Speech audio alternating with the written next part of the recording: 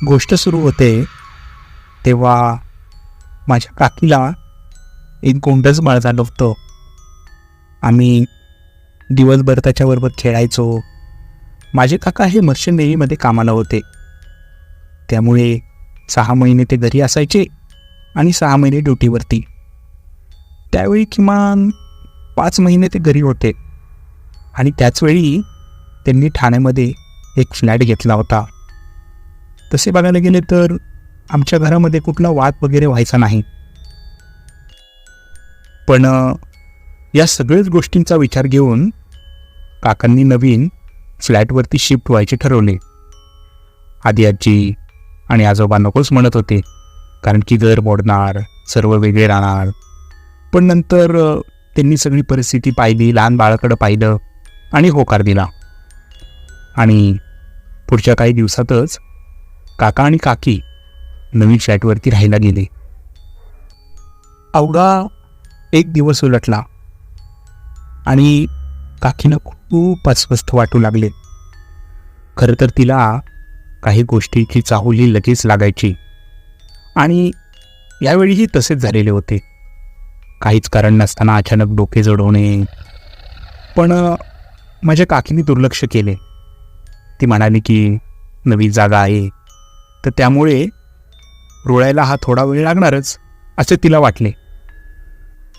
काही दिवस झाले की आपोआपच या जागेची सवय होईल असं तिने स्वतःच्या मनाची समजूत काढली. दुसऱ्या दिवशी काकांनी घरामध्ये छोटीशी पूजा ठेवली होती. पूजेला आम्ही सगळे गेलो होतो. काकीच्या माहेरची माणसंही आली होती. कार्य नीट पार पडले. ते ज्या बिल्डिंगमध्ये राहायला आले होते तिथे बांधकाम हे नुकतेच झाले होते. त्यांच्या मजल्यावरती त्यांच्या व्यतिरिक्त दुसरे असे कोणीच राहायला आले नव्हते, कारण की ती बिल्डिंग नवीन होती. काही दिवस उलटून गेले. तसं सगळं ठीकच चालू होतं. पण माझ्या काकीला अजून पण मनामध्ये अस्वस्थता जाणवत होती. म्हणजे तिचं अवेळी डोकं दुखणं वगैरे वगैरे काही ठीक होत नव्हतं. पण तो त्रास नंतर बाळालाही होऊ लागला. बाळ अचानकच जोरात रडत उठायचं, कधी कधी तर गाढ झोपेतून. आणि त्यामध्येच माझ्या काकाला परत 6 महिन्यासाठी ड्युटी जॉईन करावी लागणार होती. काकीला तर खूप टेन्शन आले होते, कारण एवढ्या मोठ्या फ्लॅटमध्ये आणि तिला एकटे राहावे लागणार, तेही 6 महिने. आणि त्याला तिची सवयही नव्हती. काकांनी काकीला समजावले, धीर दिला, पण काकी तरीही ऐकत नव्हती. काकाने काकीला सांगितलं की पुढच्या 6 महिन्यासाठी बाळाला घेऊन आईबाबांकडे राहायला जा, म्हणजे तुला एकटंही वाटणार नाही. पण काकी तेही ऐकायला तयार नव्हती. मी बाळाला घेऊन इकडेच राहीन असा तिने सल्ला दिला. थोड्या दिवसांनी काका ड्युटीवरती रुजू झाला. काकी आणि तिचं बाळ हे दोघेच आता त्या फ्लॅटवरती राहत होते. काकीला खूप विचित्र वाटायचे. म्हणजे सतत असं वाटायचं की आपल्या अवतीभोवती कोणीतरी कुटुंबळत आहे, आपण या घरामध्ये एकटे नाही. बाळाचं वेळी यावेळी रडणं सुरूच असायचं. आणि त्या दिवशीही जोराचा पाऊस चालू होता. मुसळधार पाऊस चालू असल्यामुळे परिसरातली लाईटही गेलेली होती. रूममधला पडदा बंद असला तरी बाहेरही वीज कडाडली की रूममध्ये लख्ख प्रकाश व्हायचा आणि ती रूम पूर्णपणे उजळून निघायची. रूममध्ये एक मेणबत्ती तेवत होती.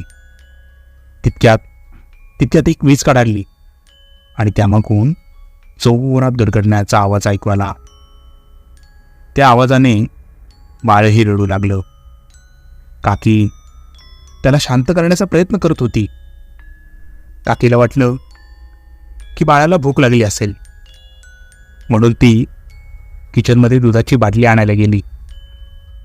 बाटलीमध्ये दूध भरतच होती की तितक्यात बाळाचं रडणं थांबलं. काकीला आश्चर्य वाटलं, कारण इतक्या वेळ बाळ ते शांत करण्याचा प्रयत्न करत होती तेव्हा ते शांत होत नव्हतं. आणि बाळ अचानक रडायचं कसं थांबलं. आणि हाच विचार करता करता काकी डायरेक्ट बेडरूममध्ये आली आणि समोरचं ते दृश्य पाहून तिच्या पायाखालची जमीनच सरकली. तिच्या अंगावरून काटा सरकन गेला.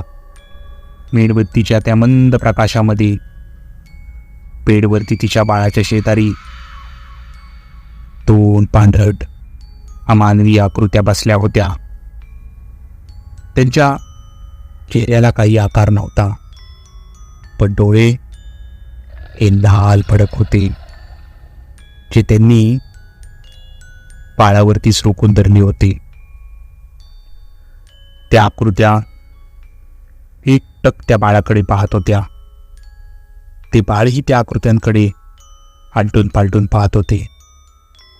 यावरून काकीला खात्री पटली की आपण जे पाहतोय ते खरंच आहे. काकीने हातातली बाटली तशीच खाली टाकली आणि जोरात बाळाकडे धावत गेली. हिम्मत करून तिने बाळाला उचलले आणि थेट घराच्या मुख्य दरवाजाचा उघडून ती बाहेर पडली. त्यांच्या मजल्यावरती दुसरे कोणीच नव्हते, म्हणून काय करावे हे काकीला कळतच नव्हते. बाहेर मुसळधार पाऊस हा चालूच होता, त्यामुळे बाहेर जाणे तर काकीला शक्यच नव्हते. त्याच बिल्डिंगमध्ये काकीला कोण ओळखतही नव्हते. मग काकी रात्रभर आपल्या बाळाला घेऊन बिल्डिंगच्या पॅसेजमध्येच बसून राहिली आणि तिचा कधी डोळा लागला ते तिला कळलंच नाही. जेव्हा तिने तिचे डोळे उघडले तेव्हा सकाळ झालेली होती.